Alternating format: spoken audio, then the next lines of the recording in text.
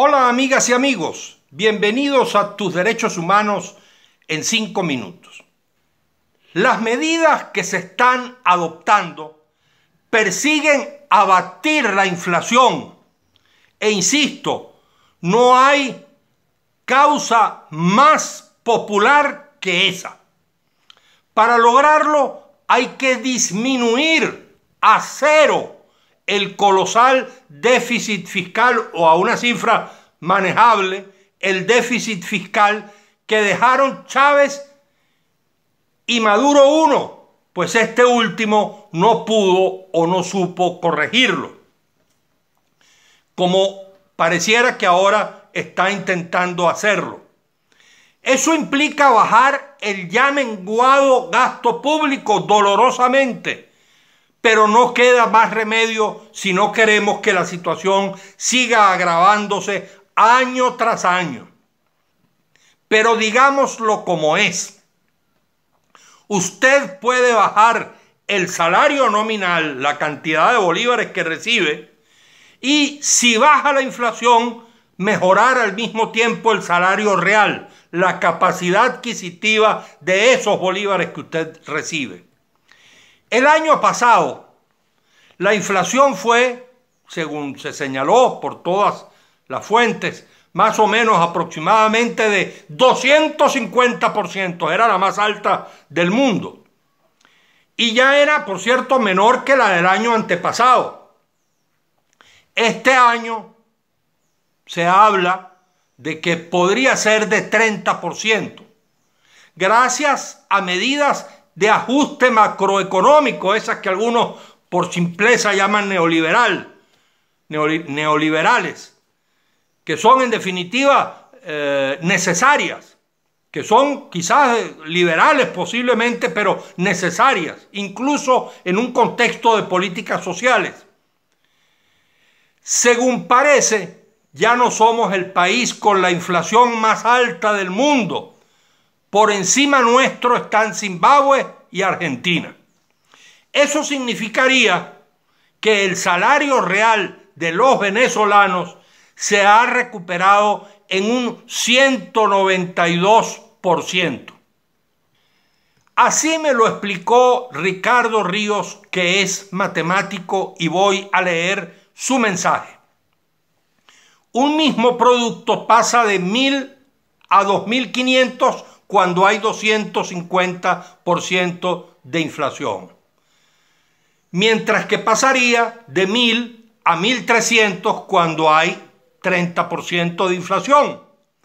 Entonces, con un salario, vamos a poner, lógicamente sabemos que en muchos casos es menor, en otros casos es mayor, en la empresa privada es muy mayor, pero con un salario, para usar una cifra redonda, de $100, pasaría uno de necesitar 25 salarios a necesitar 13 salarios para adquirir ese producto.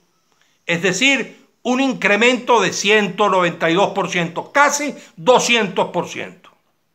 Están estos dos casos que me gustaría destacar.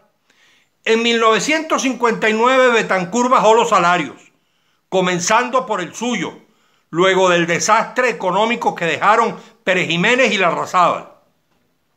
Atajó la inflación y los gobiernos suyos de León y de Caldera 1, entregaron un país en progreso y en orden, como me dijo una vez, por cierto, Moisés Moleiro, exguerrillero, que fue uno de sus más tenaces adversarios.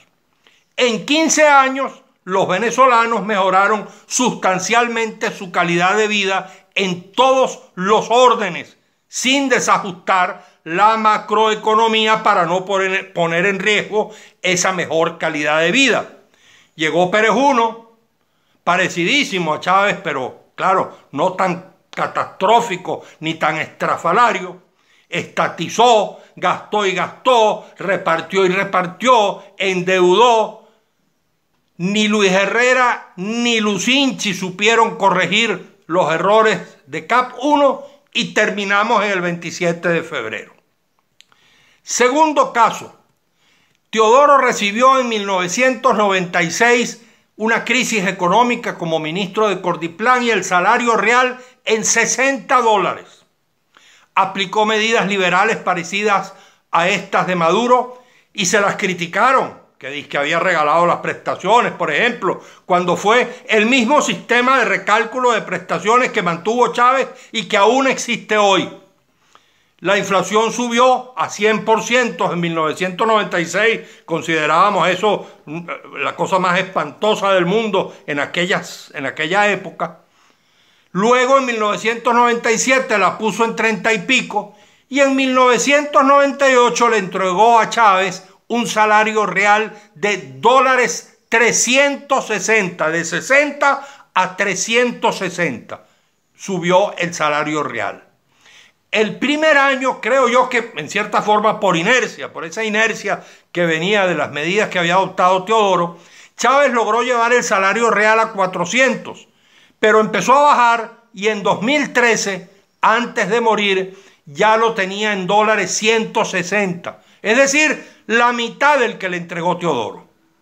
Y entonces vino la locura que nos trajo hasta aquí, que ya hemos contado ayer y en repetidas oportunidades: estatizaciones, quiebra y cierre de empresas, controles y corrupción, déficit de evaluaciones, populismo dispendioso, etcétera, etcétera.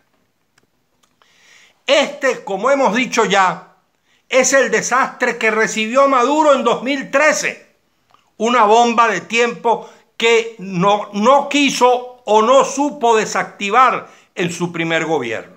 Y se disparó la hiperinflación que destruyó, literalmente destruyó el salario, las prestaciones y las pensiones. Que Maduro impone sus políticas por métodos autoritarios, eso es cierto. Ese, por cierto, es otra herencia de Chávez. Un plan antiinflacionario debe consensuarse entre todos, gobierno y oposición, trabajadores y empresarios, etcétera, para hacerlo viable, como no hizo, por cierto, Carlos Andrés Pérez en 1989 y se le produjo todo lo que se le produjo. Pero ese plan antiinflacionario es necesario. Las políticas para abatir la inflación deben ser apoyadas, incluyendo aquellas salariales. Se trata de la principal causa popular.